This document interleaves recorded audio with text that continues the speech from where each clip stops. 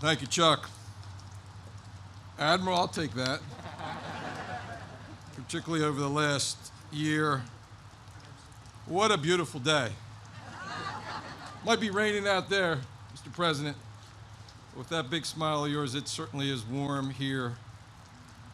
I want to first acknowledge Charles, Chuck, for your being the MC and chair, and for your work yesterday. What a great event we had down at the Veterans Cemetery. Thank you to those who were able to join us, Drew, to you, and so many folks. So it was a great event. A little cold.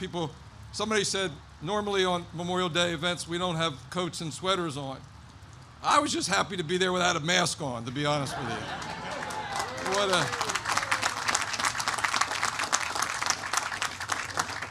Mr. President, we got to give thanks to you and your team for doing so much incredible work getting folks vaccinated over the first 100 days of your administration.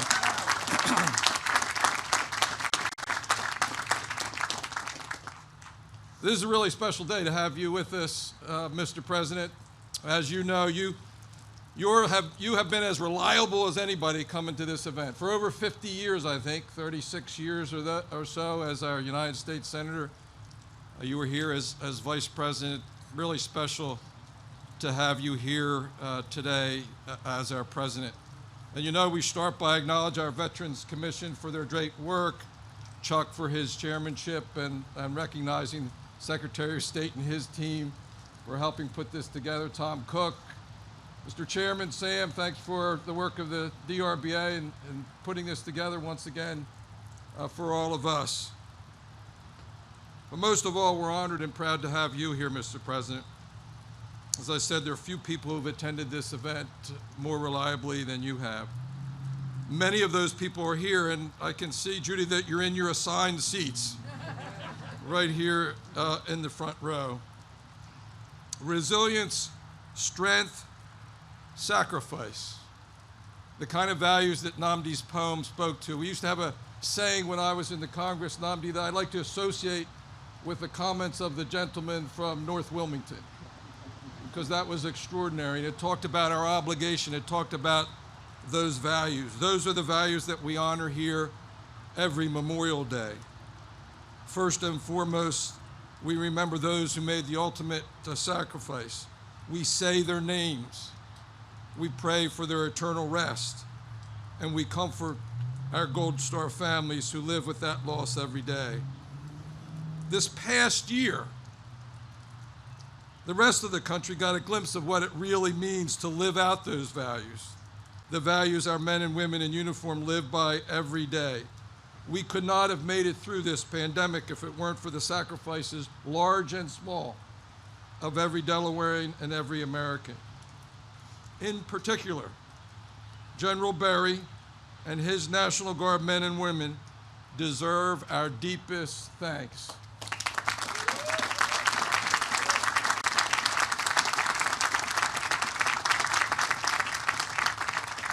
They have been the backbone of our pandemic response here in Delaware. Whatever we asked, they were out there willing to do. More than ever, General Vavla, General Timmons, they have stepped up to the plate and been there for every Delawarean. They've been relentless in the commitment to protecting our citizens. They were deployed overseas and in Washington, D.C. to protect the Capitol. Help me again publicly thank General Berry and his team for their incredible work over the past year.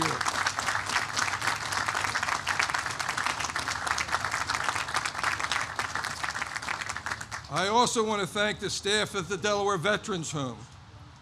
Over 15 months of this pandemic, with one of the most vulnerable populations to COVID-19, our staff down there has been unbelievable in protecting those veterans. To date, no one has passed for COVID-19 at our Veterans Home.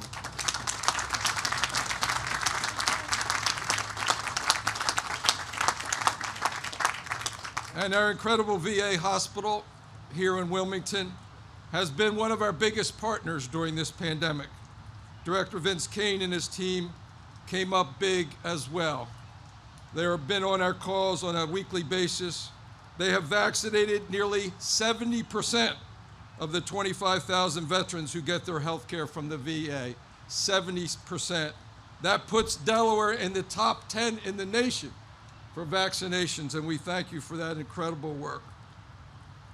None of that should be surprising to all of us who gather here today. This ethic of sacrifice and selflessness is what we've come here today to remember and honor.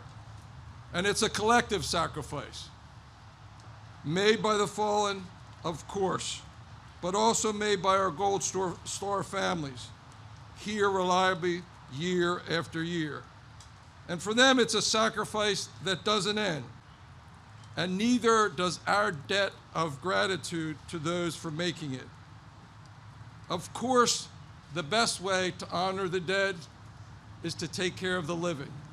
And that's what our military has done over this past year. I think it's so fitting that one of the first large events without masks, Hunter, unless you're too young to be vaccinated, calls upon us to reflect and remember, to give thanks and to honor. And that's what we do today.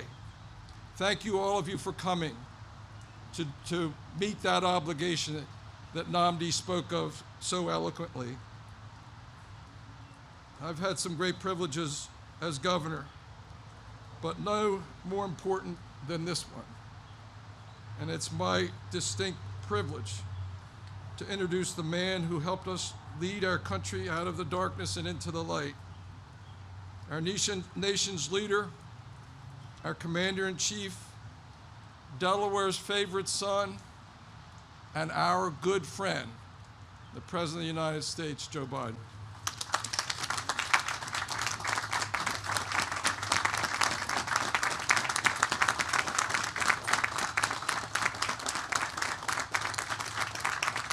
Thank you very much.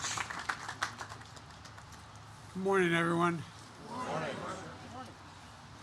It's good to be here on this solemn occasion with so many friends. Governor Carney, Senator Carper, Attorney General Kathy Jennings, General Barry, it's good to see you, and thank you for everything you do for the Delaware National Guard. By the way, I saw General Vavilow this morning. He's become not only a general, but a great friend. A great friend. He was at Bo's Memorial Mass this morning. Thank you for being there, General. I appreciate it. And by the way, Hunter has had one shot, not two, and he's just making sure everybody's okay. Me and my family, we've tried to participate in this event every year because it's an important tradition in the Delaware community. Even last year, in those early dark days of the pandemic, Jill and I didn't want to let Memorial Day pass like every other day, and there was no event here, but we came to lay a wreath at the plaza. It was the first time we did any sort of event since the lockdown had begun in March, because we were determined to honor the fallen, to pay tribute to the women and men who braved every danger, who made the ultimate sacrifice for the country. Because as a nation, we must always remember, always remember. We must remember the price that was paid for our liberties, and we must remember the debt we owe those who have paid it, the families left behind. My heart is torn in half by the grief. The communities are never whole again. Folks, it's also an important tradition in our family. As many of you know, this is a hard day for us. 6 years ago today, Hunter lost his dad and I lost my son. It's the first year of his passing back in 2016. General Vavilow did a great honor in inviting us to a ceremony renaming the Delaware National Guard headquarters in Bo's honors. By the way, I'd note that when Bo made the grade of major in Iraq, I said, I'd been in and out of Iraq over 25 times. I said, Bo, you're now a field grade officer. He said, Dad, I have no illusion who runs the United States Army. It's the master sergeants. They run the Army. Well, I woke up that morning hearing Bo in my ear saying, "Not me, Dad. Today's not about me. It's Memorial Day. You should be over at the bridge." And you know, if he were here, he would be here as well, paying his respects to all those who gave so much for our country, and particularly honoring the Gold Star families. You know, a lot of time passes, but you all know better than I do, or as well as I do, that the moment that we celebrate it is the toughest day of the year. We're honored, but it's a tough day. It brings back everything. And so I can't thank you enough for your continued service to the country. And your sons, your daughters, they live on in your hearts and in their children as well. And we have to carry on without them. But I know how hard it is for you.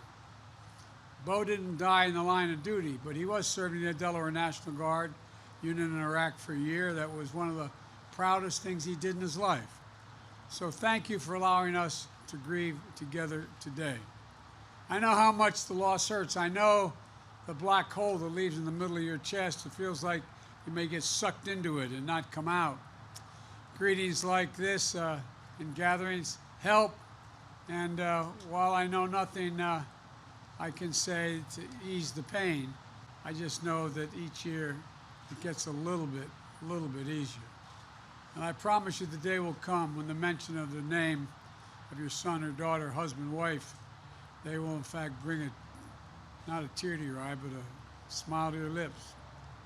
Folks, I hope that day comes sooner than later. Folks, you know, despite all the pain, I know the pride you feel in the loved one and that you lost, and those who are still serving. The pride and the bravery and the service to our great American experiment. Our military community is the solid spine of this country. It's literally the spine of the nation. And on my first Memorial Day as Commander-in-Chief, I want to reaffirm my long-standing belief. We may have many obligations as a nation, but we only have one truly sacred obligation, and that's to equip those we send into harm's way with all they need and care for them and their families when they return home and when they don't. And all of us who remain have a duty to renew our commitment to the fundamental values to our nation in their honor. The values that have inspired generation after generation to service, and that so many have died to defend. Every day since I was Vice President, I've carried with me a card with the exact number of troops killed in our operations in Afghanistan and Iraq. Not an approximation or a rounded number, an accounting of every life laid down for our country over the 20 years of war. Today, it's 7,036 military members, fallen angels, have given the last full measure of devotion, as Lincoln termed it, in those modern conflicts. And we'll never forget. They were the guardians, and we're the guardians. They're the guardians of us, and we're the guardians of their legacy, the inheritors of their mission, and the living testament to their sacrifice that is not going to be in vain. Because every American democracy endures. We have been tested, and we surely test it further. But I know that we as a people are up to the task. Each generation of Americans receives a precious gift of liberty, and we work to share it with more people, to make our country more open, more free, more fair, to bring us closer to making our American creed a reality for all Americans, that all women and men are created equal, that all women and men equally deserve to be treated with dignity, that all men and women deserve equal rights, equal protection to build their futures for their families and hope and opportunity. The American creed is the connective tissue that binds us. It's a long chain of patriots that come before us, and those who will follow us in turn. That creed holds that the ideals that inspire people to service and that fill us with pride when we see our loved ones put on that uniform, and our progress toward that creed together as one nation, united and preserved through their sacrifices, is the best and strongest memorial to their lives. Ladies and gentlemen, America is unique. It's an idea. Unlike any other country in the world, it's formed based on an idea.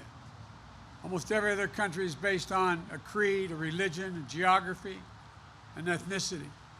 But not us. We're based on an idea that we hold these truths to be self-evident, that all men and women are created equal. We're unique in the world.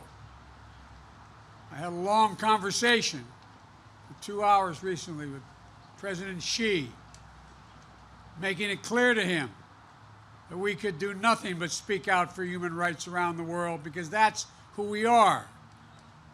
I'll be meeting with President Putin in a couple weeks in Geneva, making it clear that we will not stand by and let him abuse those rights.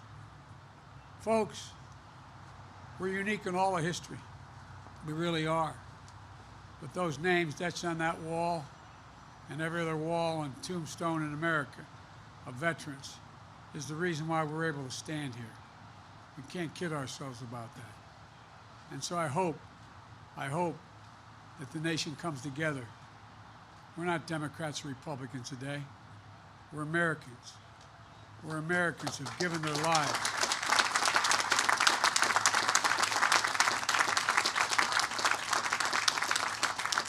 And it's time we remind everybody who we are. Thank you all for being here. May God bless you all, particularly the Gold Star families and survivors. And may God protect our troops because they're still out there. Thank you.